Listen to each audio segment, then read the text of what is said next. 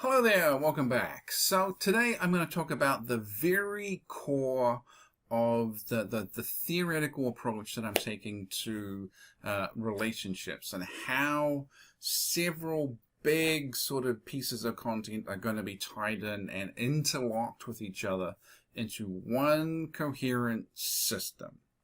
Okay, so let's begin. The CoupleSpark. What I call the CoupleSpark is that combination of love, attraction, and desire that makes someone feel that impulse, that interest in forming a relationship with another person. So it's not just that they like them or they love them or they think they're sexy. It's that switching on that says, I need to be in a relationship with that person. I'm going to pursue them. I'm going to seek them out. I'm going to try and make this happen. So basically, it's the spark within them that makes them want to be a couple, hence CoupleSpark. And I say love, attraction, and desire very, very intently. That there's lots of intention behind this. Because the way our bodies work, our biological wiring, is that there are three different biological systems that go into creating those feelings that make us want to be part of a couple. The feelings of love, for example, are all coming from things like the hormones oxytocin and vasopressin. The feeling of attraction is coming from the whole neurochemistry of things like dopamine and norepinephrine and serotonin. And desire is coming from things like our sex hormones, testosterone and estrogen and all that sort of stuff. So this is in part why you can sometimes feel love for someone or attraction for someone or desire for someone separately or independently of each other. But when it comes together in all three, you really want to be in a relationship with that person. Okay, so the CoupleSpark is the feelings that make us want to be part of a couple. Let's talk about romantic power. Because it's not just that you feel those feelings have to be evoked in you. They have to be created in you from some sort of outside source. It's not that you look at someone and decide to feel love and decide to feel attraction or decide to feel desire. You just experience those things. So your romantic power is your ability to create the feelings of the CoupleSpark for you in another person. So my romantic power creates the CoupleSpark in you, for me, and your romantic power creates the CoupleSpark in me, for you. Now, if those two things are going well, I have romantic power, you have romantic power, I'm feeling it for you, you're feeling it for me, then the relationship is really good. It's good, it's happy, it's content, it's strong, it's all but indestructible. That the trouble comes when someone tries to get between those people that have those feelings for each other, because then they get punted out the way. So if I have romantic power, you have romantic power, I have the CoupleSpark for you, you have the CoupleSpark for me, it is just awesome. But sometimes things get in the way of our ability to create romantic power, and sometimes things get in the way of our ability to actually experience the feelings of the CoupleSpark. And this is where the 6 stories of troubled relationships comes in. Okay, so if it's just a question of my romantic power or your romantic power, or that it's just sort of fading a little bit, it's just sort of losing its shine, it's losing its energy, well then, as my romantic power and your romantic power sort of diminishes, our feelings for each other sort of diminish. The relationship isn't bad, it's not going to end, it's not blowing up, it's just less intense, less enjoyable, there's less of that attraction for each other. So this is the first story of troubled relationships, when things just sort of go a little flat.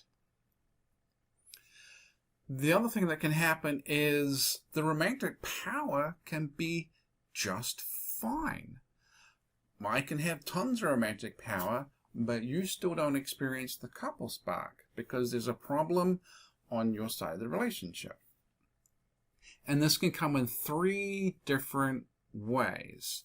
There can be trouble in your ability to experience and feel love and be trusting, probably because you had some sort of abuse in your history. Your some sort of horrific relationships, or maybe I've hurt you terribly and now you really struggle to love and trust. The other possibility is that there's just something medically wrong with your endocrine system where you're just not going to have those sex hormones in you.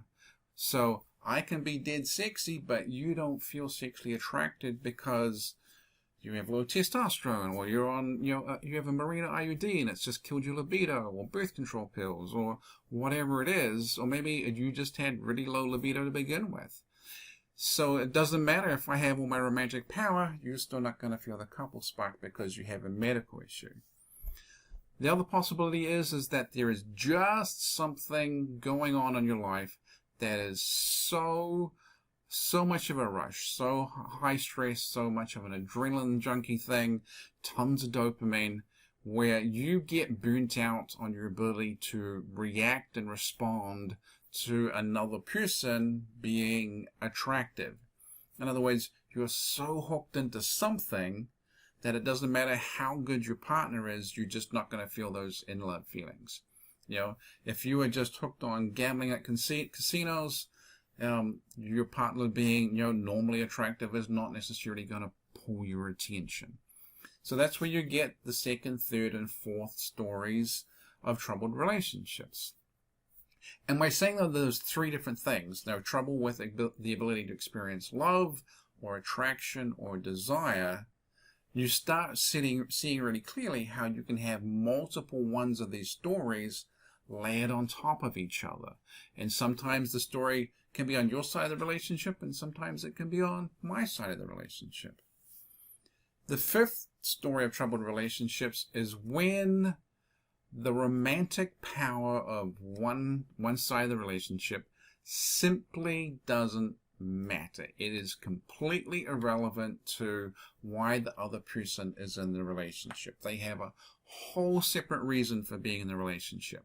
So I can have just great romantic power and be in a relationship with you, but truth be told, you were never really that interested in me. You had this whole other reason for being in a relationship.